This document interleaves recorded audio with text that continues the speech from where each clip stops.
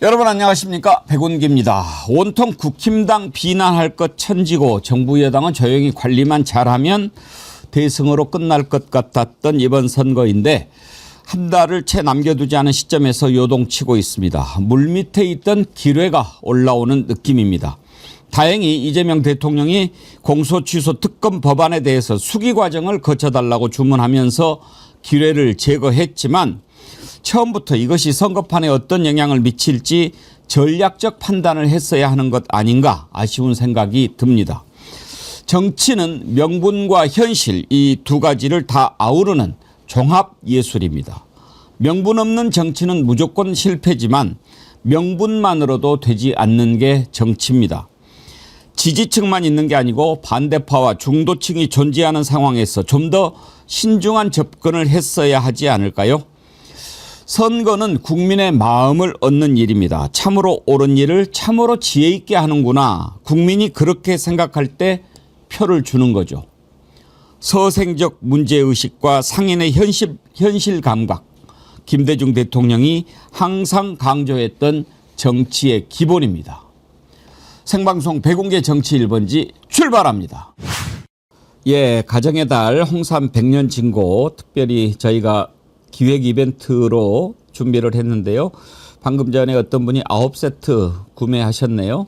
예, 이럴 때 좀 많이 해놓으시면 좋습니다. 유효기한도 충분하고요. 저는 매일 아침에 이걸 차로 마시거든요. 정말 그 덕택에 감기 안 걸렸다고 제가 자신합니다. 감기 안 걸리고 이렇게 건강하게 제가 여러분들 만나고 있는데 뭐 다른 데서 이유를 못 찾겠어요. 제가 그전에는 해마다 감기 한 번씩 꼭 앓고 지나갔는데 홍삼 100년 진고 덕택이 아닌가. 그래서 여러분들 건강 잘 챙기시라고, 그리고 또 어버이날 선물도 이걸로 하시면 최고 아닌가요? 네. 아침에 저는 차로 마시는데요. 어떤 분들은 그냥 한 숟갈씩 떠서 드시는데 그러면 효과가 좀 더 있을 것도 같고, 일반적인 홍삼 제품보다 이게 그 진세노사이드 함량이 더 높거든요. 그래서 훨씬 더 효능은 좋은데 일반 홍삼 제품 가격 여러분 잘 아시잖아요. 근데 저는 이거 보면서 너무 좀 거품이 많이 들어있는 거 아닌가 아쉽다. 그런데 우리가 이렇게 잘 준비를 했으니까 이럴 때 여러분들 건강 잘 챙기시고요. 가정의 달 한해서 파격 특가로 준비했으니까 이럴 때 많이 준비해서 드시고 선물도 하시고 그렇게 하시기 바랍니다. 오늘 어린이날인데 이렇게 함께해 주신 여러분 반갑습니다. 이인숙님 휴일인데 생방이네요. 예, 백운계 정치 1번지는 빨간 날도 쉬지 않습니다. 여러분 오늘 함께 해 주시고요. 어제 하루 휴가를 내셨던 분들은 모두 이제 닷새 연휴를 즐기셨을 텐데 오늘이 마지막이죠. 어린이날. 집에 어린이 있는 분들은 또 어린이랑 즐겁게 보내시고, 어린이 없는 분들은 본인이 어린이처럼 즐겁게 보내시길 바랍니다. 자, 화요일은 김성환 평론가 신유진 변호사가 완성시키는 이슈 완성하는 날인데요. 오늘은 여기에 또 유머의 완성, 개그의 완성, 김민하 평론가까지 함께 해서 보내드리도록 하겠습니다. 김성환 평론가님 어서 오세요. 네, 안녕하세요. 네. 신유진 변호사님은 네. 어린이가 있으세요? 없습니다. 아, 네. 그러세요? 네. 그러면 오늘 신유진 어린이날로. 네. 어른의 날 더욱 활기차게 보내고 있습니다. 네. 김민하 평론가님은? 먼데 있죠. 먼 훗날 미래. 그리고 이제 어린이가 아니죠. 네, 그거 뭐 복잡한 복잡한 일입니다, 이게. 그렇군요. 네. 알겠습니다. 오늘 세 분의 케미 기대해 보겠습니다. 먼저 기뢰라고 제가 표현을 했는데요. 몇 가지 기뢰가 좀 떠다니고 있어요. 일단 공소취소 특검법 관련해 가지고 저게 과연 어떤 영향을 미칠까 좀 조마조마했는데 어제 일단 대통령실에서 정리를 했습니다. 이재명 대통령이 수기 과정을 거치는 게 좋겠다라고 했는데 이걸 가지고 이제 그렇지 않아도 먹을 거 없던 판에 고기가 하나 떨어졌다고 하이에나처럼 달려들어서 그냥 막 물어대는데, 오늘 아침에 중앙일보 한번 보시면 사설, 그다음에 뭐 칼럼, 또 어떤 칼럼 이렇게 제목을 3개를 나란히 붙여놨어요. 그거 혹시 띄워봐 주시겠어요? 저 그거 보면서 뭐예요? 그냥 공소 취소 특검의 거부권 행사하면 주권자가 과연 두렵긴 한 걸까? 선거용 특검 법안 완전히 잔치를 벌였어요. 그렇게 좋냐? 선거용 특검법안 연기는 국민 2번 속이는 격이다. 공소취소 특검의 거부권 행사하면 주권자가 과연 두렵긴 한 걸까? 우리가 국정조사 특위해가지고 해야 된다고 하는 당위를 반드시 확인했는데 이제 그걸 하니까 할 것 없던 차에 이거 하나 생겼다.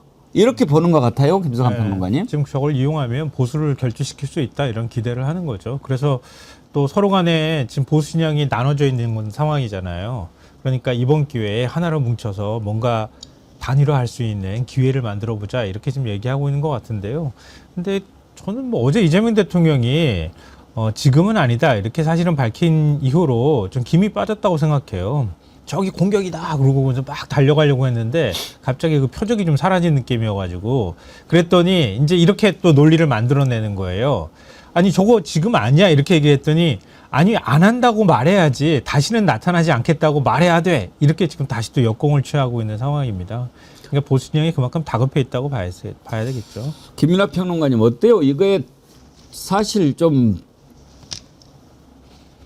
조심스러운 접근이 필요하기는 했죠. 그렇죠. 사실 이게 우리 또 우리 정어리 TV 이런 이제 좋은 유튜브 보시는 분들이야 그동안에 이제 이 조작 기소 관련 국정조사 특위 이런 내용들을 많이 보시고 논의가 어떻게 진행되는지에 익숙하시기 때문에 이런 내용들이 있으면은 뭐 공소취소까지 포함한 이런 논의를 앞으로 해 나갈 것이다. 이런 논의에 익숙하시겠지만 제가 보수 언론이 계속 어떤 보도를 하는가를 보는데 이 조작 기소 관련 국정조사 특위를 열 때부터 공소취소가 목적 아니야? 이거를 계속했습니다. 네. 그리고 이 박상현 검사라는 사람이 처음에 한 얘기나 이런 거를 되돌아보시면 처음에 막 선서거부하고 이러잖아요. 선서거부할 때부터 이 얘기를 사실 합니다. 당신들 특검 해가지고 공소취소 하려는 것 아니냐. 그러니까 그걸 안 한다고 약속해줘야 내가 이 선서를 하고 청문회 할 것이다. 아니 그 뭔 상관입니까? 그게 선서를 하고 자기 할 말을 하면 되지. 그러니까 말도 안 되는 얘기를 하지만 어쨌든 그 얘기를 막 하지 않습니까? 이게 사실 보수가 계속 얘기해오던 거거든요. 근데 그런 상황에 사실 또 딱 안성맞춤으로 보수가 볼 때 안성맞춤으로 요게 이제 국정조사 특위 끝나고 나서 특검법을 띄우고 그 특검법 내에 이제 공소취소를 할 수 있는 요 근거 조항이 있다 보니까 역시 그거 봐라. 역시 이거를 하려고 한 거 아니냐. 이렇게 이제 나오기 시작한 거죠. 그래서 사실 오늘 신문을 가지고 이렇게 아까 보여주셨지만 지난주부터 이 보수 언론이 계속 이거를 금요일, 토요일, 월요일 계속 이걸 가지고 떠들어댔거든요. 잔치 났어요. 그렇죠. 그리고 요거를 근거로 해서 바로 이제 경기도에 이제 뭔가 그래도 이 국민의힘 광역 그 지자체장 후보 중에서는 경기도가 제일 약체 아니야라고 생각하는 개혁신당이 우리가 낼 수 있는 카드 중에 제일 센 카드를 내볼까라고 해서 고른 게 이제 조홍천 후보인데 그게 과연 강한 카드인지는 뭐 잘 모르겠으나 지금 여론조사를 보면 어쨌든 그 제일 강한 카드인 것으로 생각되는 조홍천 후보가 치고 나와서 여러 번 모입시다. 여기까지 간 거거든요. 그러니까 사실 요게 심상치 않고 또 영남권 같은 경우에는 좀 이따 말씀하시겠지만은 여론의 지형 자체가 원래 민주당에 이제 안 좋은 지형이지 않습니까? 이런 걸 고려하면 이게 이렇게 갈 건 아닌 것 같다라는 판단을 청와대에서 한 것 같고 그러니까 이제 어제 그러한 이제 메시지가 나온 거죠. 그러니까 선거 전략상으로 봤을 때 지금 여권을 제외한 나머지 세력이 모일 만한 이유가 없었던 차에 이걸 가지고 우리가 뭔가 한번 엮어보자. 일단 이제 장동혁 지도부를 빼고 뭔가 선거운동을 하니까 분열되어 있는 양상인데 이걸 고리로 한번 엮어보자. 이런 분위기가 만들어지고 있잖아요. 그러니까 어떻게 보면 이제 빌미를 준 건데 저는 지난번에 민주당에서 김용 부원장 왜 공천을 주지 않았습니까? 김용 부원장 논리가 맞잖아요. 아니 조작 기소를 가지고 지금 국정조사 하고 있지 않냐.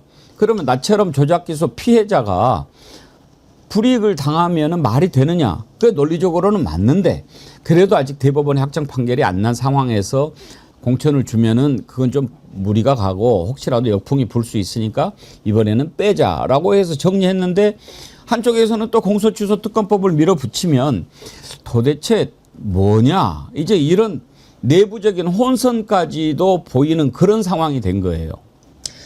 그런데 이게 이제 조작 기소에 대한 검찰에 대한 비판이 선행되면서 이런 뭐 언론에 보도가 나왔으면은 뭐 그나마 이해가 되는데 국조가 진행될 때 이 국조를 통해서 밝혀진 진실들 그리고 무도한 검찰의 무도한 수사 방식들 이런 것에 대해서는 전혀 정말 눈 감고 아무것도 못 듣는 척 하다가 지금 사실 조작 기소에 대해서 밝혀진 진실들에 대해서는 이거를 그냥 묻고 넘어갈 수는 없는 거 아닙니까? 그렇다면은 저희가 이제 우리 김민하 평론가님도 말씀해 주셨지만 이런 조작 기소 국조 특위에 대해서 계속 눈을 열고 감시의 그 메시지를 보냈던 사람들은 당연히 이것에 대한 해결책으로 이제 조사를 했으니 특검이 발족돼야 된다. 그런데 이 특검에 대해서 갑자기 공소 취소 특검이라고 프레임을 짜서 공격을 하는 거는 저는 일단 맞지 않다라고 보여지는데 이 공소 취소를 위해서 특검이 발족하는 게 아닙니다.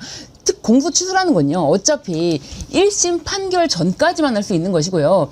이재명 대통령이 직접 연결돼 있는 것도 아닌데 그거를 이제 언론에서 그리고 검찰에서 계속 프레임을 짜서 이거는 공소 취소다. 근데 공소 취소라는 말이요. 일반인들도 잘 와닿지가 않아요. 와닿지가 않으니까 뭘 공소 취소하겠다는 거예요. 지금 대법원에 가 있는 사건을 어떻게 공소 취소해? 그러니까 조금이나마 법률 지식이 있다면 대법원에 가 있는 사안을 공소 취소할 수 없다는 건 다 알고 있거든요. 그럼에도 그거를 계속 그렇게 동력을 삼아서 땔감을 삼아서 공소 취소 특검법이라고 하는 거는 저는 일단 그 제목 자체, 프레임 자체가 맞지가 않다. 그런 말씀 드리고 싶습니다.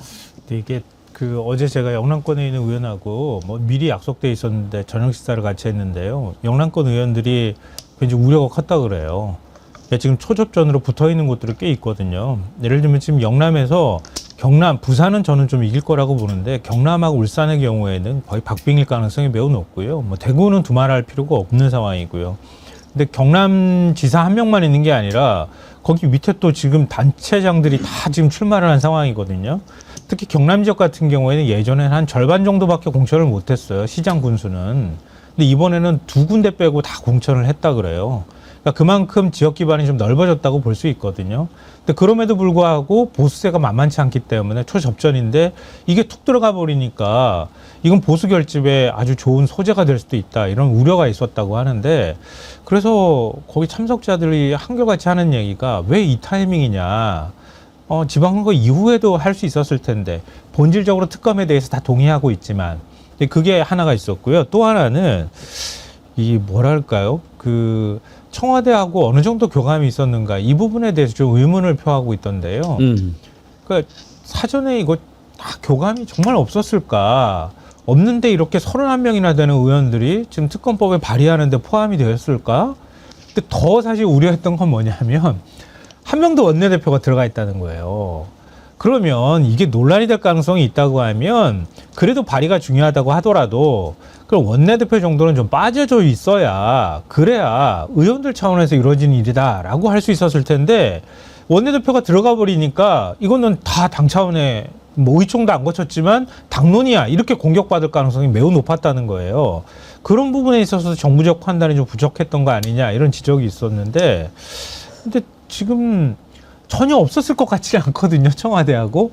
근데 어느 부분인 건가 이게 어그러져 있었던 것 같아요. 그러니까 이제 정무적, 전략적 판단 이런 것이 필요한 상황이었는데 왜냐하면 바로 얼마 전에 여론조사를 했을 때 그야말로 경북 하나 빼고는 다 싹쓸이 하는 그런 구도로 나왔지 않습니까? 그랬을 때 국힘당이 가만히 있겠습니까? 그야말로 지랄 발광을 하지 않겠습니까? 그게 뻔히 예상되는데 먹잇감을 이렇게 딱 던져준 것. 그런데 정말 정치판을 위에서 이렇게 잘 내려다보는 구단쯤 되면 그 다음 수까지 준비를 해야죠. 자, 여기서 먹잇감을 탁 던져주면 괴때같이 달라들 거야. 그랬을 때 우리는 어떻게 하면 이게 역으로 이런 효과가 나겠지. 이런 것까지 다 그림을 그려놓고 가는 거냐 아니면 당황하는 거냐 여기에 따라서 엄청난 차이가 있는 것 아니겠어요? 그렇죠.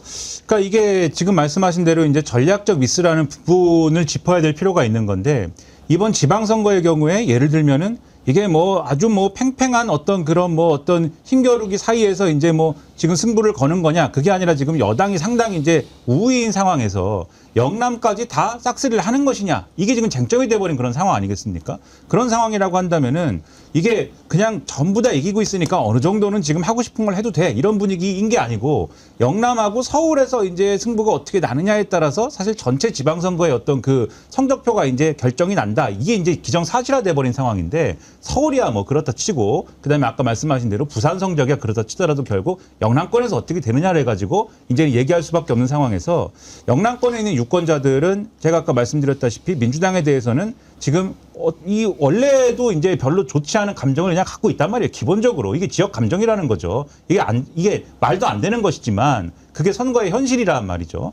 그런 상황에서 어떻게든 하나의 꼬투리를 잡아서 좀 미워하고 싶은데 그동안 사실 미워할 게 없었어요. 이재명 정부에서 뭐 지금 주가도 지금 7천을 간다고 하고 뭐 상상이나 해봤습니까? 7천을 가는 거 사실 3천 갔다고 좋아하던 게 뭐 엊그제 같은데 7천 간다고 하고 지금 뭐 부동산 가격도 이재명 대통령이 잡는다고 하고 그래서 경제도 원래 욕하는 이 영남권에서 욕하는 주된 레파토리가 경제가 안 좋다 뭐 이런 건데 경제도 좋다고 하고 여러모로 잘 된다고 하니까 그러면 이제 괜찮은 것 같은데 고개를 돌려보니까 국민의힘은 저러고 있으니 장도혁 대표가 트럼프라도 만나고 뭐 항공모함이라도 갖고 오면은 그거라도 칭찬할 텐데 그것도 없으니 그 쳐다보기도 싫은 와중에 지금 말씀하셨듯이 선거 전에 지금 민주당이 요렇게 만들어 갖고 요런 얘기가 나온 거거든요. 근데 공소 취소를 가지고 이제 얘기를 하기 시작하면은 할 말이 굉장히 많아요, 보수가. 대통령이 임명한 특검이 대통령 사건을 공소 취소할 수 있게 만드는 게 맞아? 이렇게 얘기를 해버리면 이게 지금까지 논의를 따라온 사람들은 아니 그게 이 지금 검사들의 무리한 어떤 그러한 내용들이 있기 때문에 충분히 특검을 통해서 특검이 자체적으로 판단해서 독립적으로 판단해서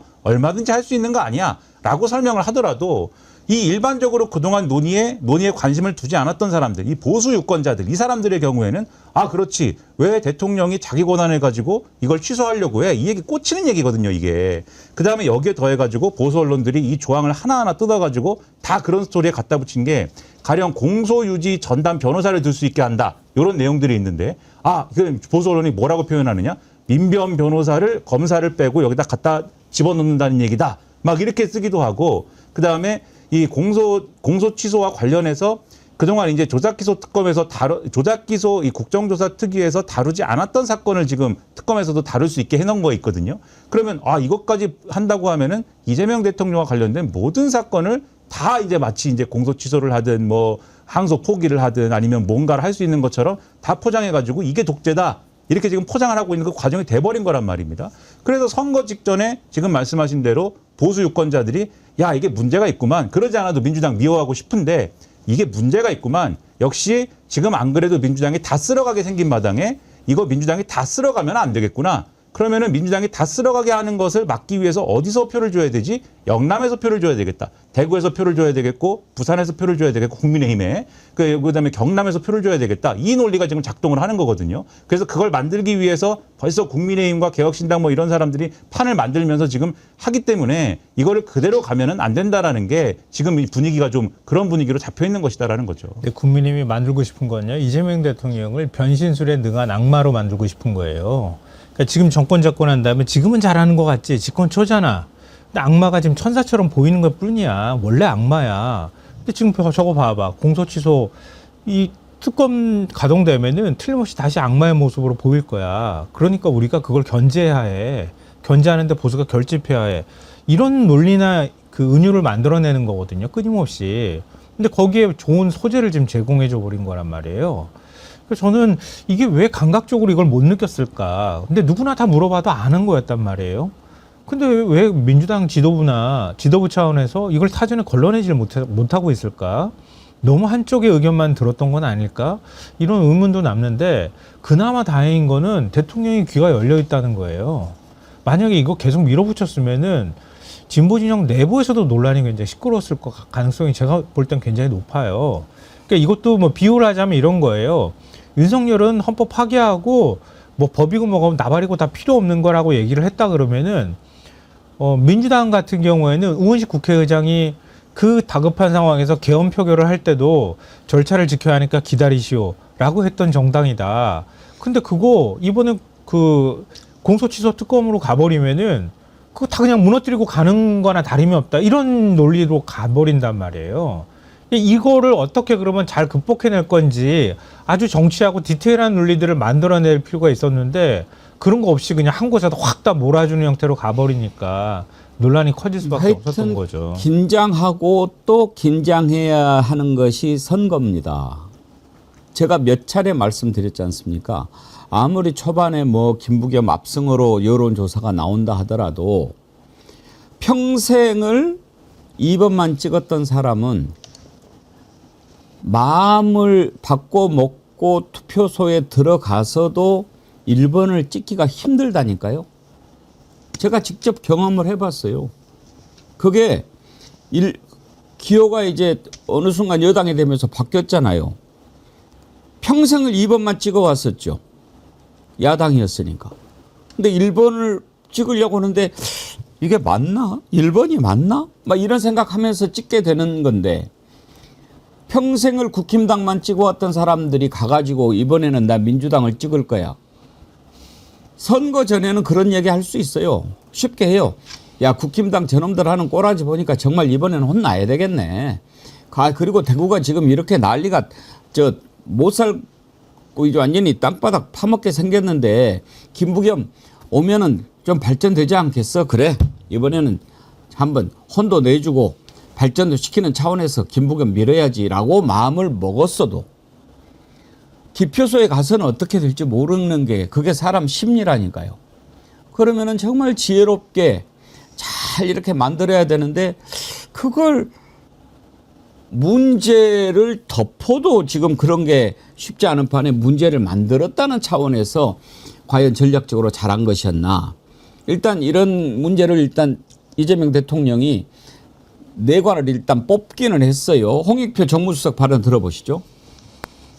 윤석열 정권 정치검찰 조작기소 의혹 사건 진상규명을 위한 국정조사를 통해 당시 윤석열 정권과 정치검찰에 의해 자행된 불법 행위와 부당한 수사 등이 상당 부분 밝혀졌고 이를 바로잡기 위한 특별검찰 수사의 필요성에 대해서도 국민적 공감대가 형성되었습니다. 특검을 통해 진실을 규명하고 사법적 정의를 바로 세우는 것은 반드시 해야 할 일입니다.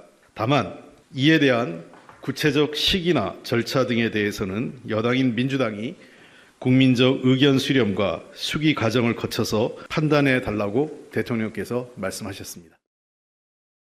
자, 신우진 변호사님, 네. 수기 과정을 거쳐달라. 아주 네. 지혜로운 표현이죠. 그러니까 저 말을 좀 쉽게 하면 네. 옳은 일이야. 그렇지만 모든 일에는 때가 있지 않나. 그런 뜻 아니겠습니까? 그렇죠. 그런데 이제 이 이제 국조를 이제 계획했던 시간표라는 게 있지 않습니까? 사실 이 시간표라는 것을 짤 때는 저는 그렇게 생각해요. 이제 이 선거 전에 이런 역풍을 고려해서 이거를 미루어야겠다라는 시간표라기보다는 이 국조가 얼만큼 잘해서 성과를 내면은 반드시 국민적 여론은 아, 이렇게 정치 검찰이 나쁜 짓을 많이 했구나. 정치 검찰 정말 그래서 검찰청이 없어졌어. 라는 공감대가 충분히 형성될 거라고 생각했는데 사실 철저하게 무시가 됐던 부분이 있지 않습니까? 심지어 저 국조의 제목이 너무 길다. 정치검찰 조작기소에 대한 국정조사인데요. 그 정치검찰 조작기소 국정조사 제목도 길다면서 이거는 뭐 들여다볼 것도 없이 그냥 고성이 난무했다. 이런 논조가 굉장히 깊었거든요. 근데 이런 여론 지형, 언론 지형에 대해서 좀 더 어떻게 하면 이거를 타개할 것인가에 대한 깊이 있는 고민보다는 시간표가 원래 이 국조가 끝나고 바로 이 특검법이 발족이 돼야지만 이 동력이 잃지 않는 것이고 그리고 이게 지방선거 끝나고 나서 할 경우에 또 여러 가지 변수들이 생기면서 시간이 많이 딜레이가 된다면은 국정조사 한 지가 언젠데 특검을 지금 한다는 거냐 이제 그런 것 때문에 이게 특검이 발족되지 못할 것이라는 생각 때문에 아마 시간표는 제가 봤을 때는 5월에 끝내는 거 이 지방선거 전에 끝내는 걸로 짜놓은 것 같습니다. 그런데 이제 지금 아무리 봐도 언론이라든지 그런 반응이 없고 그리고 이런 것이 무리하게 이재명 대통령에게 면죄부를 주기 위한 행동이다라고 하니까 사실 민주당 내에서도 이것에 대해서 이제 비판이 지금 쏟아지고 있지만 그 언론에서는 뭐 대통령에 대한 무리한 충성심 경쟁이 아니었냐 이제 이런 이야기까지 나오고 있거든요. 근데 이거에 대해서 우리 시간을 두고 수기하자라고 당내에서 먼저 목소리가 나오기는 쉽지 않았을 것 같다라는 게 제 생각이거든요. 우리 애청자님 반응을 좀 볼까요? 유경님, 소매치기가 훔친 지갑은 피해자에게 돌려주는 것 당연하죠. 하지만 붐비는 지하철에서 뒷주머니에 지갑을 넣고 타는 건 소매치기에게 빌미를 주는 행동이죠. 지방선거가 코앞인데 굳이 그들에게 빌미를 줄 필요가 있었을까요? 이은주님, 삐끗하면 엎어집니다. 그래도 다행인 것은 한 달이 남았다는 겁니다. 저들이 아무리 악악돼도 충분히 분위기 역전 가능합니다. 지금부터는 김빼기 작전입니다. 초이 초코님, 끝까지 방심하면 안 됩니다. 대선 때 41%가 국힘당을 찍었잖아요. 걱정하고 막 그러는 분들이 많으시죠. 가장 이 상황에서 예를 썼던 사람이 누구겠습니까? 영남제 후보 아닙니까? 대구의 김부겸 후보는 약간 좀 과한 표현일까요? 피를 토하는 심정으로 그런 부분을 지적을 하던데 한번 들어보시죠. 민주당 중앙당 지도부를 요구합니다. 쉽게 던지는 그런 말씀 한마디, 또 여러분들이 필요하다고 생각하는 그런 법안 하나가 여기서 이 고생을 하면서 뛰고 있는 이 동지들을 다 버릴 셈이 아니라면 앞으로 신중해달라고 요청드리고 싶은데 동의하십니까? 예, 민주당 후보가 민주당에 강하게 얘기를 한 겁니다. 정말 살얼음판 아니겠습니까? 그리고 이제 한 달도 채 남지 않았는데 군대로 따지면 이제 말년에는 낙엽도 안 밟는다고 그러잖아요. 정말 조심조심 해야 되는 그런 상황인데 저는 그 자체가 잘못됐다라는 것보다는 아무리 옳은 일이라도 지혜롭게, 정말 뱀처럼 지혜롭게 그런 표현 하잖아요. 그런 것이 좀 필요했다. 그런 점에서 쓸데없이 먹잇감을 하이에나들한테 던져준 거 아니었나. 그런 전략적 판단 아쉬워하는 거죠. 지금 현장에서 뛰고 있는 김부겸 후보는 다리가 아마 확 풀렸을 거예요. 왜냐하면 대구에서 만나는 유권자들마다 안 좋은 소리들을 계속 하고 있는 거잖아요. 예를 들면 가장 대표적인 게 떨어지고 난 다음에도 약속 지킬 거야? 뭐 이렇게 얘기를 한다는 거 아니에요. 아니 그러면은 당선되는 국민의힘 후보한테 그건 얘기를 해야지. 왜 떨어지는 걸 가정하고 나 안 뽑을 건데 안 뽑고 난 다음에도 너 약속 지킬 거야? 이렇게 물어보는 건 너무 잔인하지 않습니까? 그런 얘기를 듣는다는 거 아니에요. 근데 이거 지금 조작기소 특검이 만약에 발의가 되고 그다음에 그게 본회의까지 간다고 생각을 해보세요. 대구 시민들이 뭐라고 얘기할 건지. 당신 뽑아주면은 이재명 대통령이 그렇게 할 거 아니야? 이렇게 얘기할 거 아니겠어요? 진짜 미치고 환장할 노릇일 거예요. 현장에 있는 후보 입장에서는. 이런 거를 민주당 입장에서 당 지도부가 사실은 잘 파악하고 있어야 되고요. 제가 좀 더 걱정되는 건 뭐냐면 이번 선거가 원래는 부산하고 서울만 민주당이 이기면은 이번 선거는 이기는 선거야 이렇게 규정을 했었거든요. 근데 지금은 그게 아니에요. 분위기가. 부울경을 다 이겨야 민주당이 이긴 선거가 돼버렸어요. 판이 바뀌었어요, 이제. 근데 예를 들면 부산에서 이기고 울산하고 경남을 민주당이 져봐요. 그럼 국민의힘이 뭐라고 하겠습니까? 우리 선방했다고, 장동혁이 잘했다고 그렇게 얘기할 거 아니겠어요? 그러면은 회초리 들고 보수를 바꾸는데 힘을 실어 주십시오라 얘기하는 김부겸 후보는 뭐가 됩니까, 그러면? 그러니까 그런 거를 생각을 안 하는 거예요. 왜 그런 생각을 안 했을까? 정말 좀 답답하고요. 그러니까 이렇게만 얘기하면 그 법 무조건 반대하는 것처럼 느껴지실까 봐 그런데 이재명 대통령이 12개 혐의 5개 재판을 받고 있는데요. 저는 그러니까 원론적으로 맞는 말씀들을 하는 것은 다 동의하는데 그럼 예를 들어서 특검을 통해서 수사를 해서 조작 기소를 했다는 증거가 100%는 아니더라도 일정 부분 확인이 됐어요. 그러고 난 다음에 그럼 검찰에서 나머지는 판단해 주십시오. 이렇게 해버린다고 하면 5개 재판이 다 없어지게 되는 걸까 하는 의문이 하나가 남고요. 그게 밝혀졌다 하더라도 공소 취소 권한이 없는 상황이라고 하면 재판 과정에서 또 판사가 이건 뭐 아닌 것 같아? 이러면 또 다른 판단이 또 나온단 말이에요. 근데 그런 것들 때문에 사실 의원들이 공소 취소 조항을 넣고 싶어 하는 마음은 제가 충분히 알겠다는 생각은 좀 들어요. 이제 여기에다가 또 사소한 실수 하나가 선거판을 망치는 경우를 많이 봤습니다. 말 한마디, 행동거지 하나 이런 것들이 매우 중요하죠. 지금 이제 부산의 북구갑에 나선 하정우 전 수석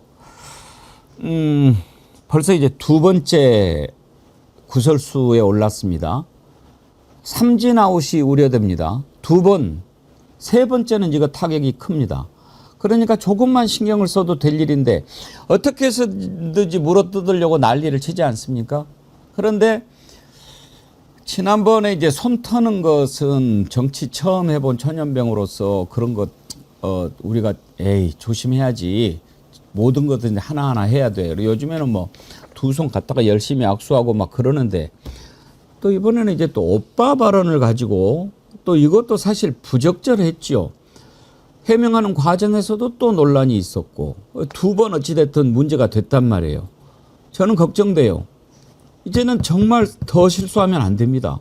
큰일 납니다.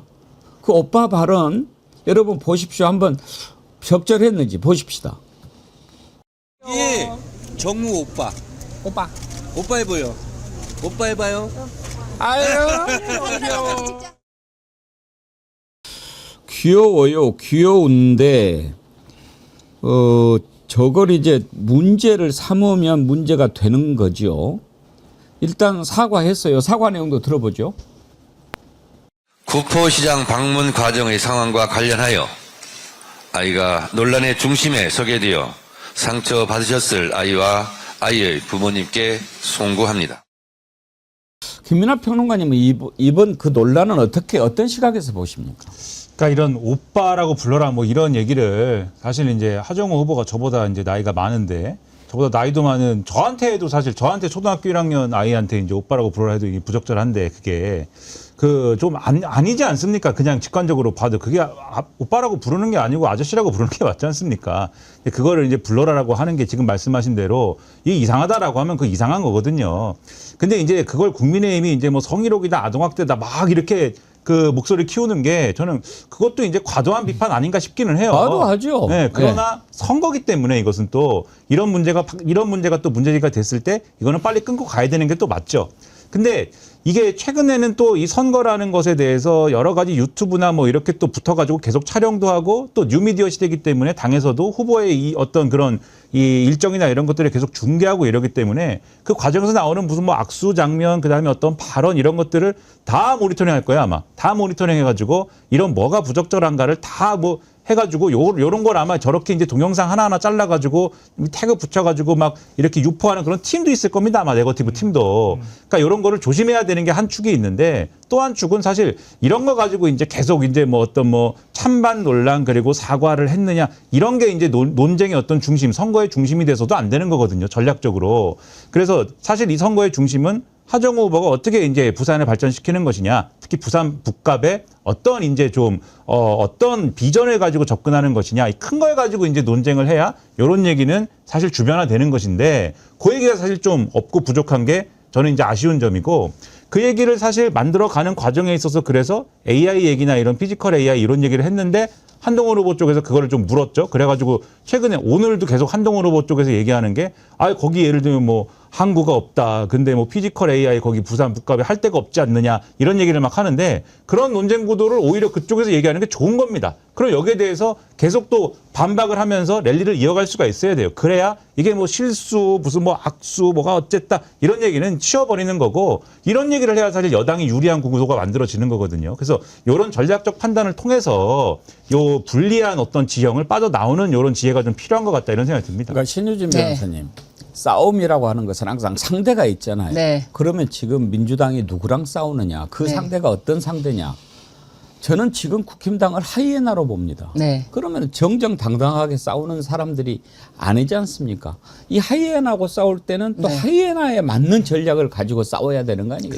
그렇죠. 사실 저 구포시장에 이제 전재수 의원이 마지막으로 또 인사를 드릴 때도 전부 시민들이 그 영상이 굉장히 화제됐는데 시민들이 재수야, 재수야 그렇게 이름을 부르는 거예요. 다 재수라 그래요. 그러니까 이제 뭐 전재수 의원이다 이렇게 얘기하는 사람이 한 명도 없어요. 그냥 우리 동네 재수가 왔다, 다시 왔다. 이렇게 하면서 전재수 의원도 막 거기에 대해서 화답할 때 무슨 형, 뭐 성환이 형, 뭐 웅기 형, 뭐 이렇게 화답을 하면서 그게 너무 친밀해 보였던 거예요. 그러니까 이제 하정우 후보가 빨리 이 지역 시민들과 빨리 어떻게 보면은 뭐 정말 이 스킨십 좋게 결합됐으면 좋겠다라는 마음에서 반로된 게 아닐까 이제 그런 의미에서 뭐 정우야 뭐 이런 어떤 그런 측면이었지만 과도한 부분이 있었고 그런 부분에 대해서 좀 말씀하신 것처럼 사과 부분도 좀 탐탁지가 않죠.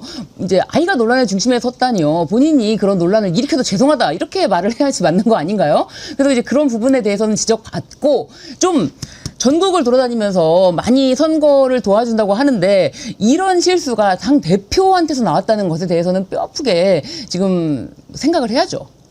하여튼 이제 지금 정말 조심해야 될 때입니다. 오늘 아침에 국힘당에서 박민식을 일단 부산 북구갑 공천 확정을 했던데요. 어제 MBC 여론조사를 한번 보면 부산 북갑에 부산 MBC 한길 리서치에 의뢰해서 조사한 건데요. 하정우 수석하고 만약에 한동훈하고 양자 대결을 하게 되면은 어떻게 되냐? 한동훈이 더 앞서는 걸로. 단일화가 저는 안 될 것 같다고 생각합니다만 저렇게 지금 초박빙 양상입니다. 박민식하고 붙게 되면은 어떻게 되는가?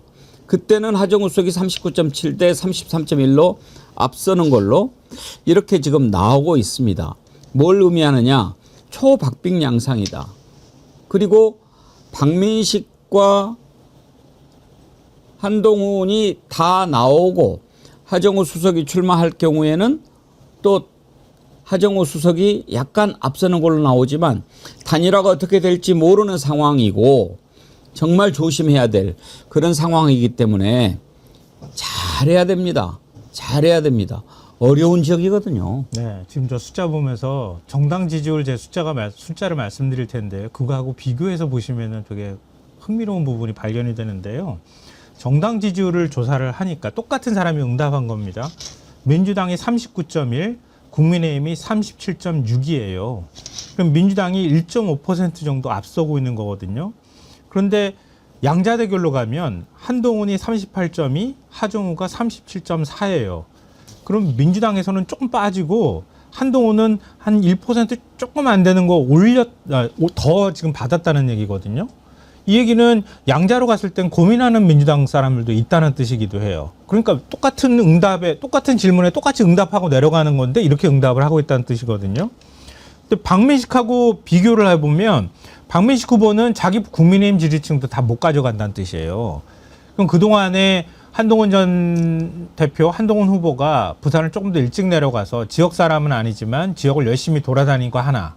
또 하나는 그래도 부산에서 새로운 보수의 싹을 좀 만들어줘야 되지 않습니까라고 정서적으로 접근하는 거 하나. 거기에 하정우 후보가 투입이 됐는데 하정우 후보가 몇 번의 네거티브 때문에 약간 휘청였던 거 하나. 이렇게 세 가지가 결합돼서 온전하게 하정우 후보 쪽으로 지금 지지가 잘 안 가고 있다. 이렇게 보는 게 맞는 것 같아요. 그러니까 그런 부분들을 민주당이 어떻게 바꿔나갈 건지 이런 것들을 좀 고민해야 될 것 같고요. 다만 이제 좀 기대할 수 있는 부분은 박민식하고 한동훈 이 두 후보가 단일할 가능성이 거의 0에 가깝다고 저는 보거든요. 그럼 이거를 두 사람이 단일화를 했을 때 어느 한쪽으로 완전히 이렇게 이 지지세가 쏠리거나 이런 현상이 나오면은 또 모르겠는데 그런 게 아니라면 국민의힘이나 보수 진영이 분열될 가능성이 있어서 그러면 하정우 후보가 좀 유리한 국면은 아직도 유리하다고 보입니다. 그런 거 지금 박민식으로 결정이 됐는데 김민하 평론가님은 단일화 어떻게 전망하십니까? 지난번에 이제 국힘당에서 후보 경선하는데 박민식하고 이영풍하고 이렇게 하지 않았습니까? 면접을 하는데 주로 그걸 물어봤다고 나와서 얘기하더라고요. 단일화 어떻게 할 거냐. 둘 다 뭐 단일화는 생각도 안 한다. 뭐 택도 없다. 이렇게 이야기를 하고 그렇게 해서 공천이 결정이 된 것 같은데 지금 일단 그래도 단일화 안 하면 안 된다라고 하는 사람들이 그쪽에도 있고 당 내에도 있고 그래서 과연 어떻게 될까 궁금한데 어떻게 전망하십니까? 지금 시점에 후보 한쪽, 그러니까 한동훈이든 박민식이든 그 두 후보 중에 한 사람이 어떤 방식으로든 그게 여론조사에 의한 것이든 한쪽이 포기하는 구도는 대단히 쉽지 않다라고 봅니다. 왜냐하면 두 사람 다 계속 끝까지 가야 될 이유가 있거든요. 그 박민식 후보 같은 경우는 거기서 뭐 어쨌든 간에 계속 정치를 해야 되는 입장이지 않습니까? 이번에 단일화하고 그냥 포기하면은 나중에 사실은 보장할 수 없어요. 이 국민의힘이 어떻게 재편되든 간에. 그리고 한동훈 후보 같은 경우도 이번에 내가 그냥 뭐 이 박민식 후보한테 양보하고 다음을 기약하겠습니다. 여기 나올 때부터 사실은 이 무리해서 사실 나온 거에 가까운데 지금 상황에서 그렇게 접을 수 있는 처지가 아니지 않습니까? 그래서 단일화는 어려운 조건인데 다만 두 사람이 그런 방식으로 단일화하지 않더라도 이게 두 사람 다 기대하는 바는 뭐냐면 유권자에 의한 단일화라고 흔히 부르는 방식 있지 않습니까? 그래서 한쪽으로 보수 유권자 표가 쏠릴 가능성 이거를 서로 기대는 하고 있는 거죠. 특히 이제 부산 같은 요런 좀 다이내믹한 요런 역동성이 있는 그런 구조 속에서는 아까도 말씀하셨지만은 이 유권자층이 완전히 이제 어떤 한 후보 쪽으로 고정돼 있는 건 아니거든요. 아까 말씀하셨듯이 민주당 지지층 중에서도 일부는 지금 부산에 있는 민주당 지지층은 지금 수도권이나 이런 데 있는 민주당 지지층하고는 약간 컬러가 약간 다른 부분들이 섞여 있는 거거든요. 소위 말하는 중도층이 지금 민주당 지지층에 포함되어 있는 부분이 있어서 이 사람들이 예를 들면은 한동훈 지지층으로 쓸려갈 수도 있는 것이고 그렇게 될 때 보수 유권자층이 한동훈으로 우리가 몰아줘야 이길 수가 있다라는 어떤 광범위한 어떤 공감대가 형성이 되면 박민식 지지층이 그냥 한순간에 쏠려갈 수도 있는 구도죠. 반대로 예를 들면 박민식 후보가 그럴 가능성이 얼마나 될까는 저는 좀 의문이긴 한데 박민식 후보가 국민의힘의 어떤 조직적인 어떤 그러한 힘을 가지고 치고 올라오면은 한동훈 후보한테 가 있는 지지층이 보수 유권자층이 이번에 박민식한테 몰아줘야 이거는 하정 후보를 이길 수 있어 이런 여론이 만들어지면 또 박민식 후보로 치고 올라올 수 있는 그런 효과도 있는 거여서 사실 두 후보가 둘 다 버텨줘야 사실 하정 후보는 유리한 것이고 한쪽으로 쏠리기 시작하면은 이게 의외의 결과를 또 낳을 수 있는 그런 구도가 될 수 있다. 그러니까 이게 살얼음 걷는 판이라는 거는 영남에 있는 지금 이 민주당 쪽 분들이 하는 얘기가 우리는 여론조사가 사실은 냉정하게 얘기해서 솔직하게 얘기해서 10%포인트가 앞서가더라도 사실 안심 못한다. 예. 15%포인트 정도는 앞서가야 우리는 확실히 이긴다고 본다. 이런 얘기를 한다는 게 이런 이제 인식 속에서 나온다고 생각하고요. 다만 이제 아까 본 여론조사는 저게 이제 유선 조사가 20%가 껴 있습니다. 15%? 네. 예. 그 정도를 껴놓는 이유가 지금 말씀드린 요 보수 유권자층이 잘 안 잡혀서 그런 거거든요. 기술적으로. 그래서 저 여론조사는 아까 제가 지금 말씀드린 뭐 10%포인트를 앞서가야 된다. 이런 인식하고는 좀 별개로 그냥 그 숫자 자체를 보시면 된다고 말씀드리겠습니다. 그러니까 북갑이 지역적인 특성이 뭐 구포시장이라든가 또 약간 노년층들이 상대적으로 부산에서도 좀 많은 편이에요. 그러니까 그런 층들을 표집하기 위해서 일부러 유선을 15%를 넣은 거예요. 그러니까 똑같은 그러니까 부산 MBC가 조사한 거에서 부산시를 대상으로 조사한 거는 100% 무선으로 다 해버렸거든요. 근데 여기다가는 15 정도를 유선을 집어넣어 줬다는 거예요. 그러니까 그게 일정하게 보수색을 조금 더 짙게 만든 효과는 있었을 수도 있겠다. 이런 생각은 좀 하게 되는데요. 근데 아까 이제 단일화했을 때 말씀하시잖아요. 근데 단일화를 하잖아요. 그러면은 우리가 산술적으로만 계산하면 하정 후보가 30% 지금 후반이에요. 그러면 한동훈하고 박민식 두 사람 지지율을 합하면 50%가 훌쩍 넘어야 되거든요. 근데 양자 대결을 붙여가지고 하정우, 한동훈 이렇게 붙여놓고 보면 거의 비슷하단 말이에요. 한동훈이 약간 앞선단 말이에요. 그럼 그 숫자 어디로 간 겁니까? 지금 부동층으로 빠져나가거나 등답을 안 하겠다고 하는 쪽으로 빠져나가거나 아니면은 나는 한동훈은 죽어도 싫어라고 하는 보수층이 그만큼 있다는 뜻이에요. 양자 대결로 갔을 때 한동훈이 얻을 수 있는 거는 지금 이 숫자로만 볼 때는 한 5% 정도밖에 없는 거예요. 그만큼 보수진영 내부에서 한동훈 후보에 대한 반감이 크다. 그리고 박민식 후보는 그거보다 더 떨어지는 걸로 나오거든요. 양자 대결을 붙이면은. 박민식 후보는 오히려 합리적 보수라든가 아니면 중도층에서조차 외면을 지금 받고 있는 거다. 국민의힘 후보로 인식이 되고 있기 때문에. 그러니까 양자 대결로 붙어도 하정 후보 입장에서는 아직까지는 그러니까 앞으로 본격적인 선거전이 더 훨씬 더 길게 남아있기 때문에 그렇게 뭐 힘든 상황은 아니다. 조금만 더 노력하면 박빙 우세는 충분히 가능하다. 이렇게 저는 봅니다. 근데 거기다 한마디만 더 붙이면 그래서 저 사람들한테 반대할 이유를 주면은 더 안 되는 예, 거예요. 예. 왜냐면은 반대할 이유를 주게 되면은 그 반대할 이유가 내부의 차이를 봉합시켜 버리거든요. 그래서 그건 안 된다는 거예요. 장동혁이 있는 한 단일화는 안 될 겁니다. 구도상으로. 지금 방금 속보가 들어왔는데 한지아 의원에 대해서 국힘 지도부가 또 뭐 징계하겠다. 지금 이제 한동훈 돕고 있잖아요. 그러니까 뭐 이런 상황인데 장동혁이 있는 한 단일화 되겠습니까? 그런데요. 녹수님 앵커님 그만해요. 우려해서 그렇지만 안 그래도 불안한데 그만 넘어가요. 그 마음 제가 충분히 압니다. 저는요. 만약에 내일이 투표 또 모레가 투표라고 그러면 이런 얘기 안 합니다. D-29입니다. 지금 이제 그 경고등이 들어왔지 않습니까? 충분히 우리가 전략을 다시 세우고 잘 대응할 수 있는 시간입니다. 저는요, 누가 이렇게 머리를 자르고 와서 내 머리 어때? 그러면 무조건 예쁘다고 그럽니다. 왜? 잘라버린 머리를 어떻게 할 겁니까? 너무 많이 자른 것 같은데? 그래서 어쩌자고? 가서 뭐 머리 다시 붙여올 거야? 안 되잖아요. 네. 그런데 머리 자르러 가기 전에 머리 어떻게 자를까? 그러면 내 생각을 이야기해 줄 수는 있겠죠. 네. 뭐 좀 요즘에는 뭐 이런 것이 좋다고 하니까. 그래서 여러분 지금 우리가 주의 깊게 살피고 조심해야 될 것 조심하고 그래야지 잘 될 거야, 잘 될 거야 이렇게 자꾸 희망만 갖고 있다고 잘 됩니까? 내가 부족한 부분이 뭔지 이 과목이 좀 빠지면 그런 부분 들여다보고 공부해야 시험을 잘 보는 겁니다. 무조건 시험 잘 볼 거야. 저는요 시험 하루 전에 있는 애한테 공부하라고 안 합니다. 그래가지고 공부해가지고 뭐가 되겠어요. 그래 자라. 푹 자라. 그래야 그나마 있는 실력이라도 갖고 하는 거니까. 근데 여러분들 걱정하시는 거 충분히 알겠는데 지금 이제 D-29잖아요. 우리가 잘 지켜봐야 합니다. 그리고 잘못 가고 있다면 우리 의견을 보여줘야 됩니다. 그렇게 가면 안 될 것 같아. 우리 이런 의견들. 아니 우리 이 정치 시사 패널들이 지적하는 것보다 더 정확한 지적이 어디 있겠습니까? 지금 현재. 그것도 우리 정어리 TV에서. 그래서 오늘 여러분들이 조금 불편하셨어도 우리가 이런 것은 소리를 좀 내야 한다. 그런 말씀 드리고요. 그래도 너무 걱정 안 하셔도 됩니다. 예, 뭐 여러분들 그냥 듣기 좋아라고 하는 건 아니고 여기를 이긴다는 것은 정말 쉽지 않잖아요.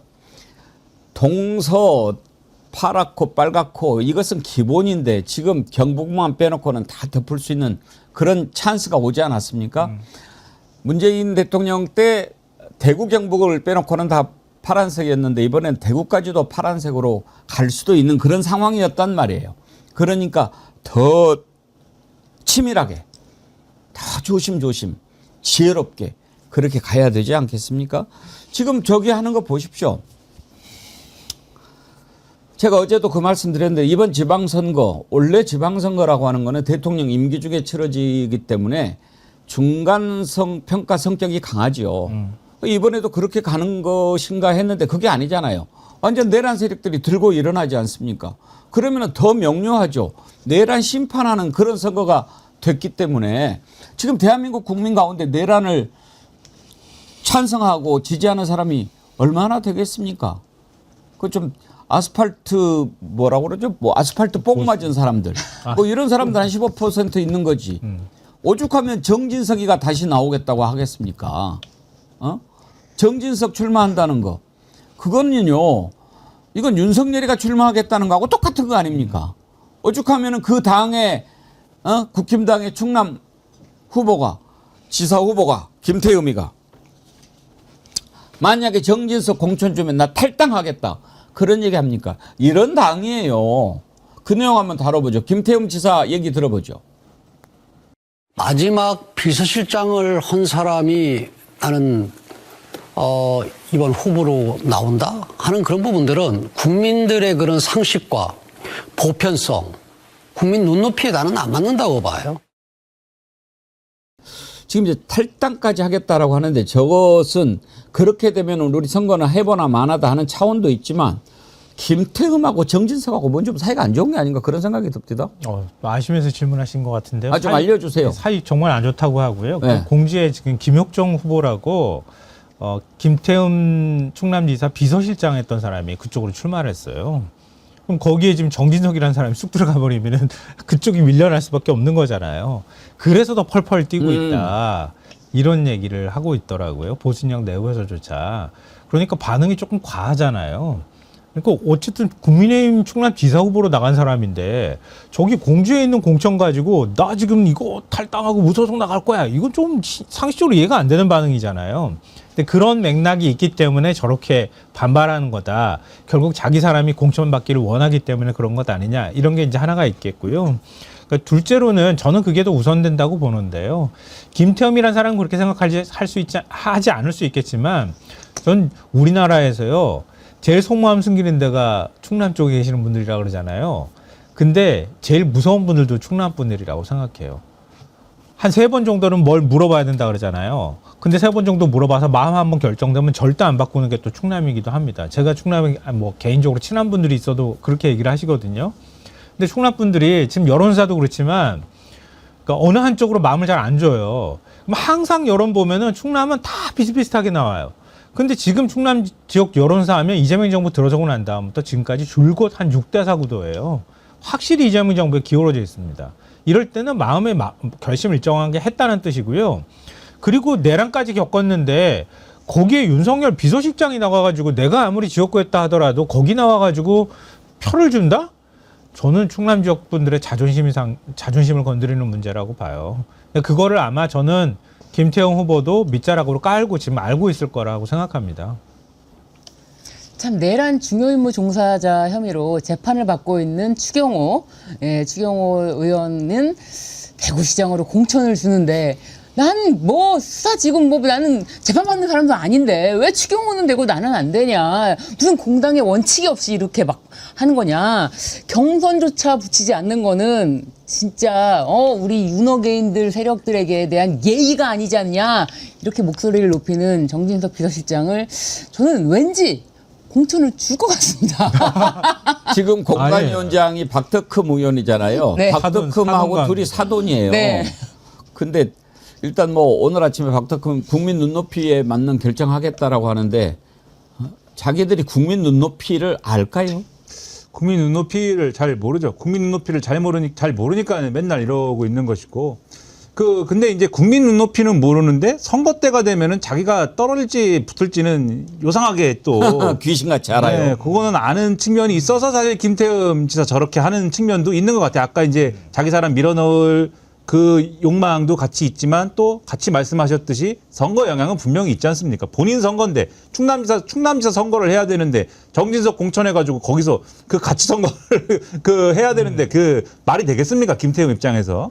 그 다음에 사실 지금 공천을 정진석을 줄 거냐 말 거냐의 문제에서 국민 눈높이를 잘 모르는 사람들은 정진석 공천을 당연히 주겠죠. 그러니까는 국민 눈높이 기준으로 하면은 당연히 줄 건데 문제는 이제 그렇게 하기가 어려운 게 김태흠이 반대하면 또 주기가 어려운 구조인 것 같아요. 요 나오는 얘기들을 보면. 왜냐하면 김태흠 지사는 원래 국회의원 출신이지 않습니까? 근데 김태흠이 원래 지역구가 이제 충남 보령인 거잖아요. 근데 거기 지금 지역구는 장동혁 대표가 거기 있는 거지 않습니까? 그러면 이게 물론 지금 현역 의원은 장동혁 의원이지만 충남 지사를 하고 있는 김태흠 지사가 살아있다고 하면 정치적으로 그 지역에 미치는 영향이라는 게 있고 자기 조직이 있는 거거든요. 그 겹치는 조직들이 있는 거란 말입니다.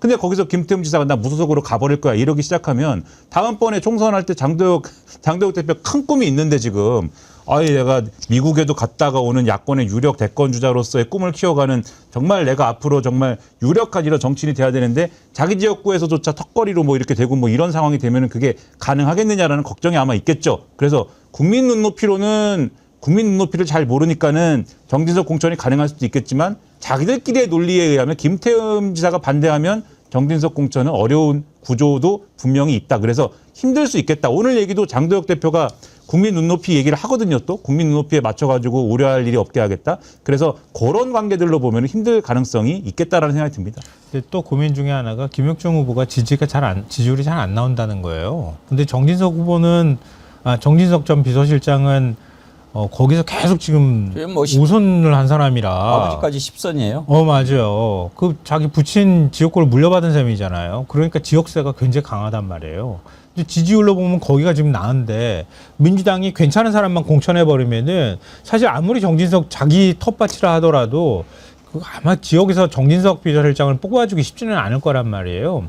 근데 그게 결정이 안 된 상황에서 현재 국민의힘 후보로 나와 있는 사람이 지지율을 그만큼 받지는 못할 것 같고, 그러니까 오도 가도 못하는 상황인데 또 사돈관계인 또 공관위원장 입장에서는 자기 손으로 자르기는 또 어렵고, 그러니까 윤리로 넘겨가지고 윤리위에서 결정해 주십시오 하는데 윤리는 안 열고, 이게 이렇게 애매모호하게 이렇게 시간이 흘러가는 것 같아요. 누구든 결단을 해야죠, 이거를. 근데 윤리위는 또 지금까지의 과정을 보면 장동혁 대표의 영향권 안에 있지 않습니까? 지난번에 한동훈 건을 처리하는 걸 보면. 그러니까 사실은 키는 장동혁 대표가 쥐고 있죠.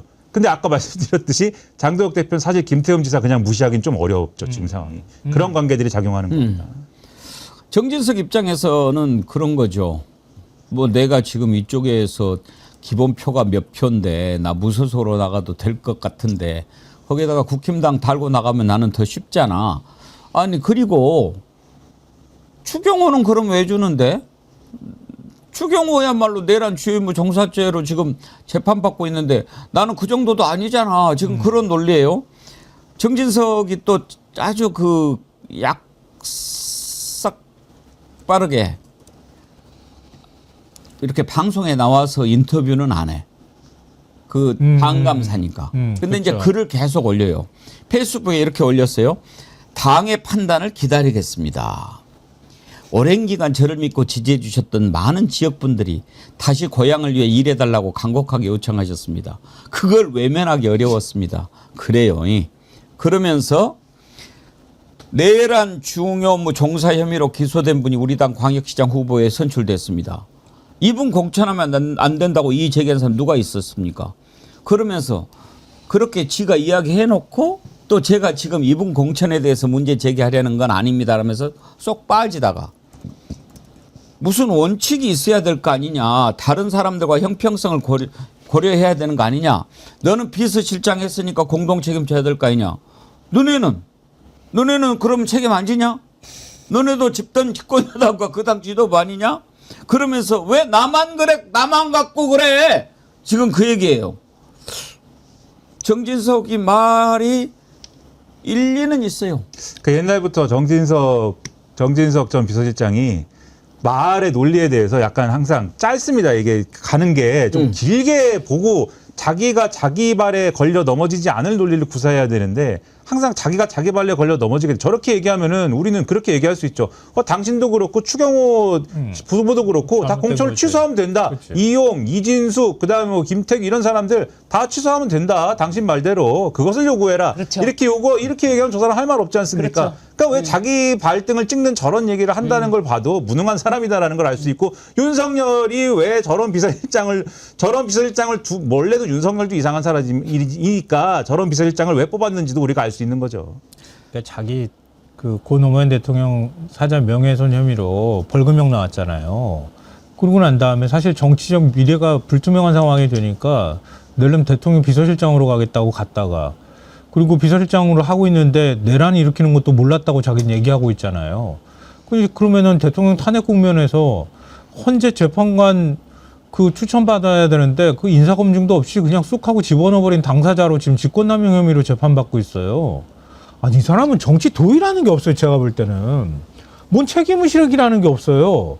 해먹을 건 다 해먹고 책임을 아무것도 안 지겠다는 거 아닙니까? 보내주시죠. 그 또 한 번 나온 거 아니에요? 정진석 나오겠다는 거 비서실장의 아니에요? 저 페이스북 그 글에 따라서 거기에 언급됐던 사람들 싹 그냥 모조리 끌고 내려가는 논개가 되었으면 좋겠다.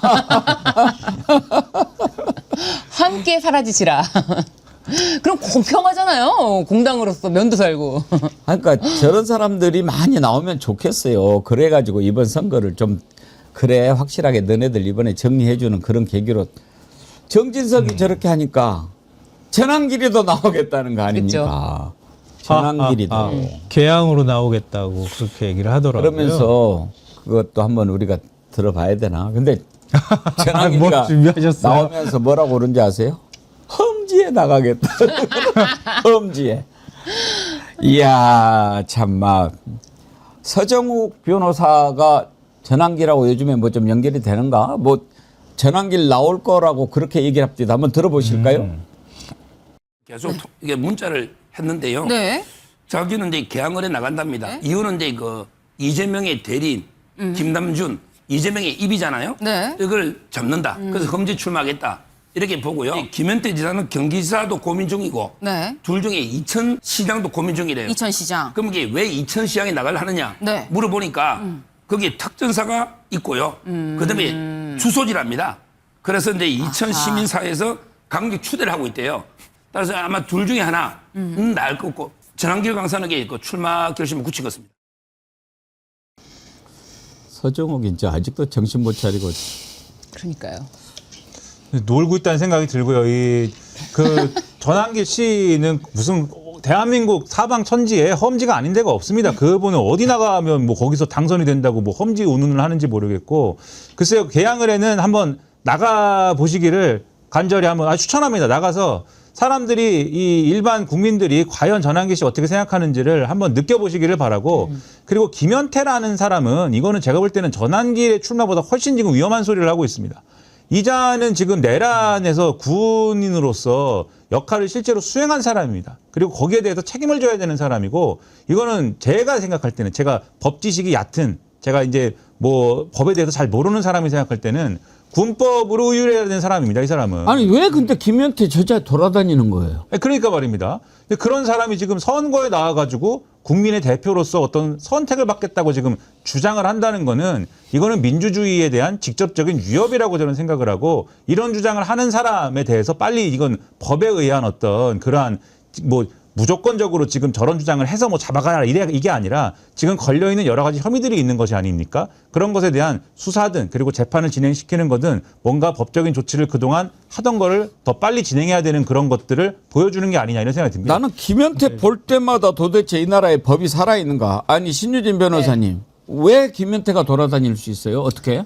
그러니까 이제 김현태에 관련해서는 뭐 재판이 뭐 군사법원에서 진행되는 부분 그리고 다시 이제 민간 재판으로 넘어와서 진행되는 부분이 있는데 사실 아마 군사재판에서 재판을 진행받았을 당시에는 다 구속되어 있다가 다 구속기간이 종료돼서 다 지금 다 풀려난 걸로 저는 보이거든요. 왜냐면 지금 그 당시가 12월 3일이고 2014년 아닙니까? 그리고 이제 구속기간이라는 건 1심 6개월, 뭐 2심 6개월 이렇게 되니까 그 당시 구속기간 때문에 다 풀려났던 그 김현태를 비롯해서 말도 안 되는 사람들이 다 풀려났던 것에 대해서도 이제 보도가 됐는데 좀 지금도 저렇게 뭐 출마 이야기를 하고 하는 걸 보면은 아직도 내란이 다 끝나지 않았다. 이거는 정말 확실하다 이렇게 보여집니다.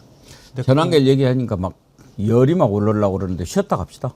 네. 네, 어? 알겠습니다. 잠깐 쉬었다 네. 갑시다.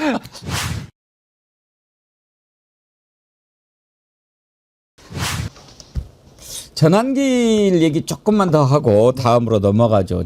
네, 좋습니다. 저는- 시장이든 경기도지사든 저는 사실 지금 뭐든지 할 수 있으면 해야 되는 게 맞지 않나요? 네. 그죠? 지금 실직했잖아. 파면 상태잖아. 그리고 재판받고 있잖아요. 네. 거기에 맞서서 당당하게 정치 입문하는 것도 필요하지 않나요? 그거든요. 와, 댓글 난리 났다. 무조건 나가세요. 하잖아요. 다 하나 출마하세요 가는데 그래서 저는 그 모든 지금 우리 서울시장 지난길 나가래요. 아 그렇습니까? 네, 지금 댓글에 그러면 그 선생님 서울시장 나가시면 제가 경기도지사 응원하고 지금 우리 있잖아. 네 선거 무효니까 대통령 선거 새로 하자. 내 지난길 또 출마할게. 신났어요. 뭐 정치를 희화한다 뭐 이렇게까지 점잖게 표현하는 걸 떠나서 저런 자들이 저렇게 떠들고 살 수 있는 참 대한민국 엄청나게 좋은 세상이에요. 예?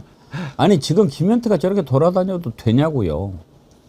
그러니까 말입니다. 그 김현태라는 사람이 처음에만 해도 처음에 국민들 앞에 나와가지고 눈물 흘리면서 뭐 우리 특전사가 사실 이용당했고 이런 일로 작전이 이런 일로 이제 됐는지 몰랐고 가서야 직접 출동해서야 이제 상황을 알았고 이렇게 얘기할 때만 해도 그래도 특전사가 상황 잘 모르고 출동했는데 뭐 그런 나름대로 피해가 있었겠구나 이렇게 생각을 했는데 나중에 알고 보니까 전혀 아니지 않습니까? 그 현장에 가서 직접 윤석열이 뭐 소리 지르고 이런 것들의 지침을 다 이 수행하려고 했고 그 들어가가지고 실제로 뭐 전기도 끌려고 하고 문도 부수려고 하고 이거 다 이게 확인이 된 거 아니겠습니까? 그리고 중간부터는 이 사람이 처음에 뭐 눈물을 흘리면 악어의 눈물이죠. 이게 다 눈물을 흘리고 뭐 이렇게 반성하는 듯한 모습을 보인 거를 손바닥 뒤집어가지고는 그 중간부터는 완전히 윤어게인이 돼갖고는 재판에서 윤석열의 계엄령이 역시 맞았다라는 식으로 다 얘기하기 시작하고 이런 불성실한 태도로 이제 재판을 수행을 하면서 내란 옹호하는 사람이 된 거 아닙니까?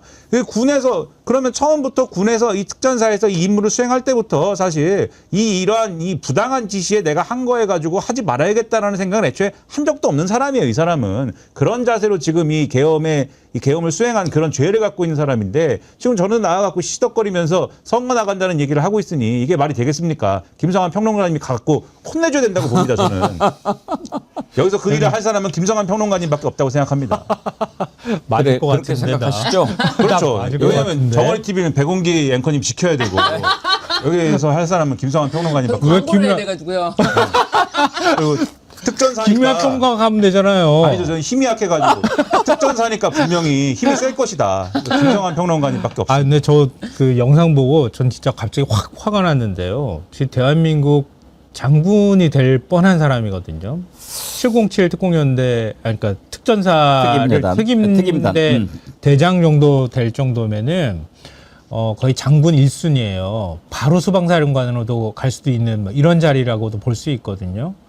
근데 그런 자리에 있던 자가 자기가 아무리 지금 군복을 벗었다 하더라도 여기에 성조기를 달고 있어. 아, 속가내길 진짜 잘했다.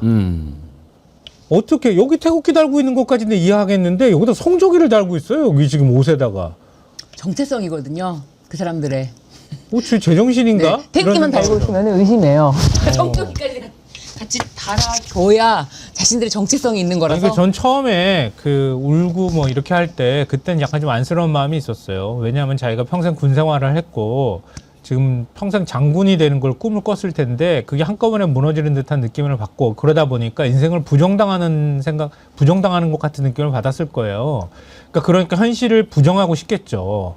그러니까 그런 마음은 좀 있었을 거라고 생각하는데 최근에 하는 행보를 보니까 이 원래부터 그런 사고를 갖고 있는 사람 같다. 그래서 대한민국 군에 안 둔 걸 천만다행이다 이렇게 생각하고요. 전한길은 개항을이 자기가 뭔가 될 거라고 지금 착각하는 것 같아요. 왜냐하면 국민의힘 택도 없는 돈벌이에요. 돈벌이. 예, 맞아요. 그러니까 국민의힘이 공천한 후보가 지역 정치인이에요. 심양섭 후보라고 조경업자라고 제가 알고 있거든요. 근데 보통 이재명 대통령하고 이재명 대통령 지역구였고 김남준 전 대변인 정도면은 뭐 그래도 상대가 될 만한 사람을 좀 내보내가지고 뭔가 해야 될 텐데 뭐 그런 의지도 별로 없는 거니까 그러니까 전한길이 바라볼 때는 야 여기 가서 하면 말씀하셨던 것처럼 그 장사 되겠구나. 전한길이가 이번 선거판에서 어디서 좀 돈을 벌어볼까 이렇게 찾아보다가 이쪽이 조금 모여 있으니까 뭐 내가 지금 이재명 욕하고 막 이러려면 여기가 괜찮지 않겠나. 더 자기가 주목받을 것 같은 거예요. 그래가지고 좀 돈 좀 벌어볼 이런 생각하는 놈이죠. 무슨 뭐 저게. 그러나 저나 김현태는 나 정말 이해가 안 돼요. 지금 내란 당시에 국회에 쳐들어간 장본인이란 말이에요. 저런 자가 저렇게 돌아다니고 뭐 이야기하고 그러는데 과연 법이 살아있나. 아무튼 저거는 좀 빨리 국민들이 납득할 만한 사법적인 조치가 있어야 될 텐데 뭔가 처음에 수사를 잘 못한 거죠. 지금 이제 우리가 종합특검에 상당히 기대를 걸고 있는데 어제 그 김지미 특검보가 정례 브리핑에서 방첩사 조사를 쭉 해왔는데 2024년 상반기부터 계엄을 준비한 정황을 확인했다. 이렇게 밝혔어요. 이것은 매우 중요한 의미가 있습니다. 지난번에 지기현이가 윤석열이 무기징역 선고하면서 이건 갑자기 준비한 거라서 뭐 그러면서 이렇게 저렇게 얘기하지 않았습니까? 특검 발표 한번 잠깐 들어보고 가죠. 해병 사건 관련한 방첩사 관계자들을 소환 조사한 바 모두 혐의를 전면 부인했습니다. 별도의 방첩사 관계자들 조사를 통해서 방첩사가 2024년 상반기부터 계엄을 준비했던 정황을 확인했습니다. 지금까지 조사한 내용을 종합 검토해서 조속한 시일 내에 최종 처분을 할 예정에 있습니다. 어제는 이제 주로 뭐뭐 수사하고 있다 이렇게 지금 브리핑하는 그런 성격이었는데 신유진 변호사님. 네. 2024년 상반기부터 계엄을 준비해온 것이 사실로 드러나면 네. 여러 가지가 달라지죠. 달라집니다. 일단 내란 재판부에서 그 부분에 대해서도 정확하게 판단을 했는데요.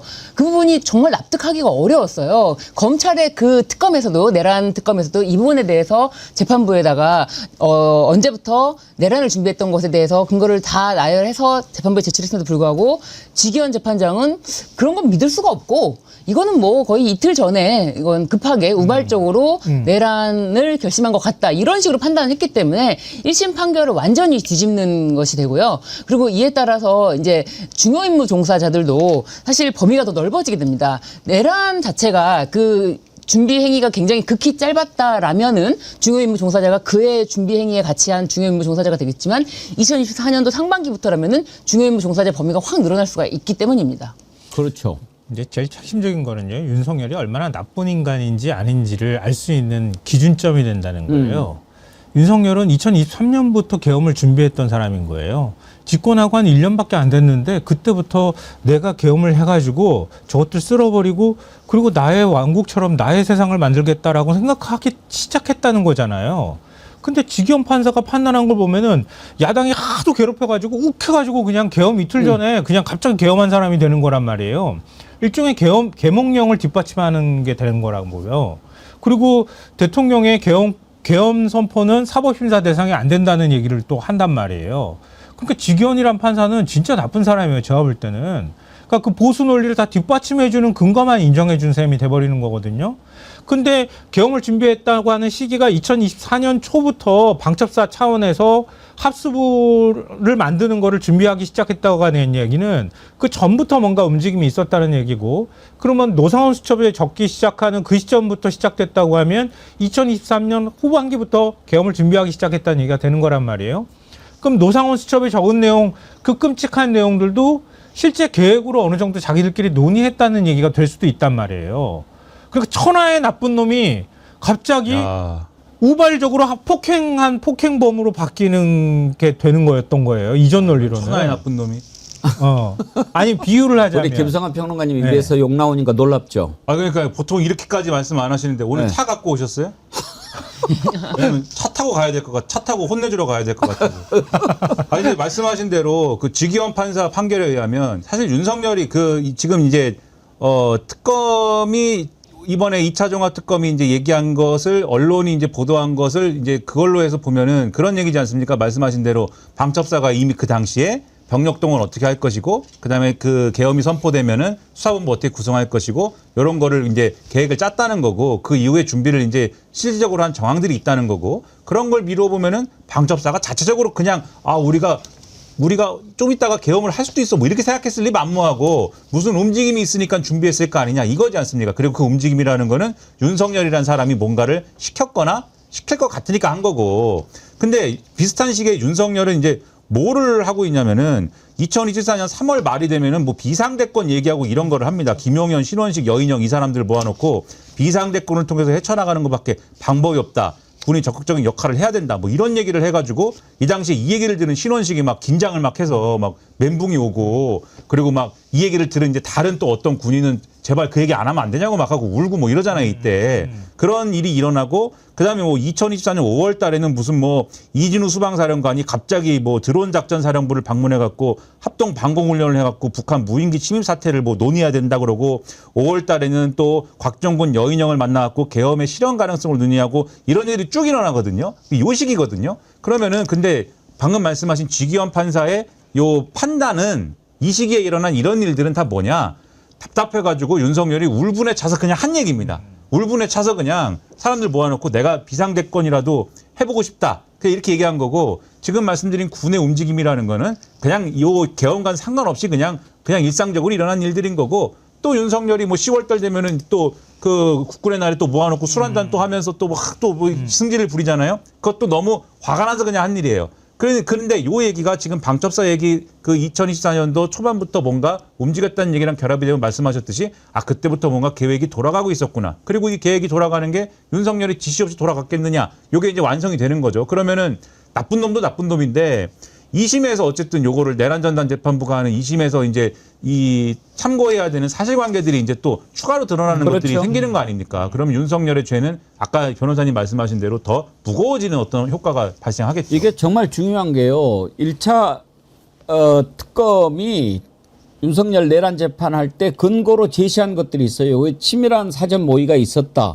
그러면서 2023년 12월에 관저에서 만찬을 했고, 그다음에 2024년 8월까지 군수내부 쭉 만났고, 그다음에 이제 상반기 2024년 3월이나 4월에 삼청동 안가에서 만나고 4월 달에는 경호처장이 공관에서 모임을 갖고, 이런 것들이 다 치밀하게 계엄 내란을 모의한 것이다 라고 했는데도 직연이 다 그걸 배척했잖아요. 제가 봤을 때는 이제 그 내란에 대해서 모의한 시기를 위로 갈수록, 그러니까 2023년도 12월 대통령 뭐 관저 만찬부터 이렇게 위로 가면 갈수록 김건희의 개입도 여기서 드러날 수가 있는 부분이 있지 않습니까? 김건희는 뭐 법무부 장관이든 국정원장이든 누구한테든 마음대로 연락하고 마음대로 지시하던 사람인데, 이런 관저 모임이라든지 뭐 수뇌부, 군수뇌부와 회동 이런 거에 대해서 삼청동 안가 모임 분명히 연결점을 찾을 수 있을 것 같은데, 저는 사실 내란 특검이 그 당시에도 이제 그 지점까지는 찾지 않았던 것에 대해서 아쉽게 생각을 했는데,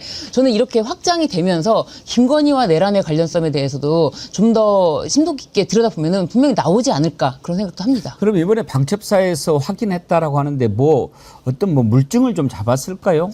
일단 방첩사에서는 뭐 사실 뭐 내부 고발도 지금 나오지 않고 있습니까? 예. 그런 것 측면에서 방첩사에서 나온 그 물증에 대해서는 정확하게 제가 지금 뭐 업데이트가 안 됐는데 문건을 네. 두 개를 확인했다는 네. 거예요. 예. 이번에 종합특검이. 그러니까 문건 안에 일종의 이제 계엄이 선포되면 합수부를 설치를 하잖아요. 근데 보통의 경우에는 합수부를 설치하면 각 기관으로부터 파견받듯이 파견을 받은 다음에 합수부를 그냥 구성하면 되니까 사전에 어떤 기관에서 어떻게 오는지까지 치밀하게 계획하지 않아도 되는데, 그 문건 안에는 어떻게 합수단을 구성을 하는지에 대한 것들까지 다 담고 있었다는 거예요. 이거는 계엄의 실행 의지가 있기 때문에 이렇게 문건을 작성했다고밖에 볼 수가 없다고 하는 거죠. 그리고 그걸 계엄 문건을 작성하고 난 다음에 그리고 구체적으로 그걸 실행하려고 한 흔적까지도 좀 나왔다고 하는 거예요. 일종의 연습하는 작업들을 한 거죠. 그리고 이 문건을 작성했을 당시에 방첩사령관인 황모라는 사람한테 이 문건을 왜 작성한 거냐, 그럼 물어봤으면 답을 해야 될 거 아닙니까? 이 사람이 그때는 우리가 이런 계획을 갖고 있어서 우리가 계엄 준비하려고 한 게 아니고요. 그때는 특별히 이런 걸 한번 점검해 보려는 의도로, 왜냐하면 이런 상황이기 때문에 점검하려고 이런 문건 작성했습니다. 뭐 이런 합리적인 무슨 설명을 해야 될 거 아닙니까? 물어봤는데 뭐라고 그랬다는 거냐면은, 난 잘 모르는 내용인데 이게 왜 있는지 제가 모르겠어. 내가 이런 문건은 보통은 이렇게 안 하는데 이례적으로 참 이게 있는데 내가 만든 문건이라면 이렇게는 안 했을 것 같아요. 뭐 이랬다는 겁니다. 그러니까 이게 아주 의심스러운 정황이죠. 그러니까 이게 이제 종합특검이 어디까지 물증을 확보하고 제대로 수사를 해서 맞출지는 잘 모르겠지만, 이게 드러난다고 하면 일단 지금까지 해왔던 것을 완전히 뒤집을 거란 말이에요. 윤석열, 김용현, 또 여인영, 노상원 이런 자들이 언제부터 어떻게 치밀하게 내란을 준비를 했고 어떤 것까지 예상했는지가 딱 아구가 맞잖아요. 네, 맞아요. 근데 그거를 제대로 못 밝혀내고 특검이 조사를 끝내고 기소를 했기 때문에 지기현이 뭐 없잖아, 뭐 갑자기 한 거네, 그래도 뭐 헌법에 그렇게 돼 있으니까 무기징역이야, 이렇게 가버린 거 아니냐 이거예요. 근데 못 밝혀낸 부분도 뭐 그렇게 평가하실 수도 있지만, 기본적으로 아무리 증거를 다 객관적인 물증으로 제출을 해도 그걸 믿고 안 믿고는 철저하게 그 재판장의 그 법원의 자유신중주의라는 게 채택이 돼 있거든요. 그렇기 때문에 그냥 못 본 척, 노상원 수첩 모른 척 그냥 그렇게 무시해버릴 수도 있기 때문에 이 부분에 대해서는 1심 재판이 확실하게 잘못됐다, 그런 점은 다시 말씀드립니다. 이번에 이제 조사를 해가지고 확실하게 그게 잘못됐다라고 하는 것을 조금 했으면 좋겠고요. 그다음에 어제 발표에서 이런 일이 있었나 봐요. 그 종합특검의 수사관이 거기에 뭐 SNS에 조서 같은 것을 올리고 뭐 이랬다가 표지를 좀 올린 것 같습니다. 표지. 표지? 네, 신문조서에 표지를 올리면서 저렇게 그 마지막 장인가요? 저렇게 마지막 장을 올리면서 자기가 직접 수사관이라는 거를 좀 인증하고 싶어하는 그런 마음에서 저런 식으로 올린 것 같은데, 심지어 뭐 저게 이제 글씨체, 뭐 반말로 저렇게 하는 글씨체를 보니까 SNS에서 이제 주로 활동하던 변호사였던 것 같아요. 저 누군지는 지금 모르겠는데 저렇게 하고 싶을까? 지금 그래서 감봉 처분을 받았다고 합니다. 네. 그러니까 자랑하고 싶었겠죠. 나 특검에서 일하고 있어. 그렇죠, 그렇죠. 그러니까 지금 그 형사 전문이라고 본인 스스로가 밝혔다고 하는 거 보니까 나 특검 갔다 온 사람이야, 뭐 이런 거, 또 특검에 지금 있어라고 자랑하고 싶어가지고 아마 저렇게 올렸던 것 같거든요. 그러니까 특검에 파견됐던 수사관으로는 매우 부적절한 행위라고 봐야 되는 거죠. 그러니까 특검을 가가지고 하는 게 자기 무슨 어디 가서 계급장 하나 달고 돌아오는 것처럼 저렇게 생각하면 그럼 수사 제대로 하겠습니까? 그러니까 변호사도 아니고 아무것도 아닌 저 같은 사람 입장에서 보면은 사실 열불 터지는 겁니다. 왜냐하면 2차 종합특검이 왜 출범하게 됐느냐. 3대 특검에서 다 수사하지 못한, 채수사하지 못한 것들을 제대로 수사를 해가지고 이 죄를 묻기 위해서 출범을 했다. 그러면 저 2차 종합특검에 가서 일하고 있는 사람들은 그 정도의 사명감을 가지고 정말 이 나라를 올바르게 만들기 위한 그러한 일을 내가 하고 있다라는 의식을 갖고 수사를 해주기를 바라는데 사실 저기서 저 SNS에 쓴 글에서 느껴지는 어떤 이 인식, 정신 상태는 뭐냐면 이번에 내가 특검에서 이렇게 일을 하게 됐어. 그리고 우리 특검 굉장히 유명한 분이야. 유명한 법학자, 이 법의 법 쪽에서 굉장히 유명한 분이야. 이런 분하고 내가 사진도 찍고 그리고 굉장히 이런 중요한 서류도 내가 일상적으로 이렇게 관리를 하고 있고 이렇게 굉장히 중요한 일을 하고 거친 다음에 그 다음에 내가 법률 시장에 나가면은 나는 어떤 존재일까 기대하고 있어. 나 김민하 변호사 많이 사랑해 주세요. 뭐 이런 거란 말이죠, 지금. 그러니까는 이게 어떤 자기 가치를 올리기 위한 어떤 징검다리 정도로나 생각하는 것인가? 그런 정신 상태로 과연 수사를 제대로 할 수 있을까? 이런 생각을 갖게 하니까 그러니까 이제 이런 사례에 대해서는 2차 종합특검에서 사실 단호한 조치가 또 필요한 거거든요. 근데 또 물론 이 변호사 입장에서는 수사관 입장에서는 감봉 그러면 사실 또 큰 또 어떤 이 조치일 수도 있습니다. 하지만 보는 사람 입장에서는 감봉으로 되는 건가라는 의문도 사실은 있어요. 그래서 좀 더 단호해야 되지 않을까라는 생각도 좀 듭니다. 김민하 평론가님 사랑합니다. 저를요? 네. 감사드립니다. 네. 사랑을 평소에 못 받는데 네. 감사드립니다. 다시 한번 말씀드립니다. 이번 선거는요. 내란 세력 심판하는 선거입니다. 이런 자들이 계속 만약에 이번에 제대로 심판하지 못하면 어떻게 되겠습니까? 다 혼론을 내도 제대로 정리가 안 되는데 하면서 다 기어 나오지 않겠습니까? 그런 꼴 볼 수 있겠습니까? 정말 잘해야 됩니다. 생각이 딱 중심이 잡혀가지고 치밀하게 확실하게 이번에 하지 않으면 내란 청산은요 사법적으로만 할 수 있는 게 아닙니다. 저런 지금 내란을 저지른 내란 세력들이 이 세상에 그 계엄 방해를 투표를 해제 투표를 하는데 그걸 방해하려고 막 회의장을 여기 옮겼다가 저기 옮겼다 그런 자가 대구시장이 되겠다고 나서는 이런 형국 아닙니까? 이걸 어떻게 눈 뜨고 볼 수 있습니까? 말이 안 되지 않습니까? 그리고 그 다른 사람도 아니고 그 윤석열 비서실장이 국회의원이 되겠다고 나오는 거 아닙니까? 왜 이렇게 됐습니까? 왜? 제대로 정리를 안 하니까 그런 거죠. 특검을 만들면 뭐 합니까? 새 특검이나 이렇게 했는데도 김현태 같은 놈이 아직도 돌아다니고 있습니다. 이게 뭡니까? 지금 정지석이 돌아다니잖아요. 추경호 돌아다니잖아요. 제대로 수사했으면 됩니까? 어떻게 해야 됩니까? 이번에 확실하게 보여줘야 됩니다. 그렇지 않으면 도로아미 탑을 되는 겁니다. 정말 이번에 잘해야 됩니다. 정말 갈수록 막 그 속이 부글부글 끓어오르지 않습니까? 예. 어느 날 갑자기 님이 슈퍼챗 보내시면서 글을 쓰셨는데 제가 무슨 말인지 잘 이해가 안 돼요. 지게차 꼭두각시입니다. 무게추 없는 모질이 한 뚜껑 겁주려고 서울구치소 사형수 검열 뚜껑아 선을 넘어도 적당했어야지. 무슨 얘기인지 이해가 되세요? 뚜껑이요?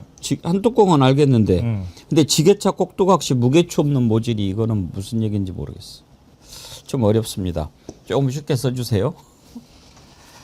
예, 다시 한번 말씀드립니다. 내란 세력 심판의 날짜가 다가오고 있습니다. 이번 선거는 다른 선거하고는 완전히 달라요.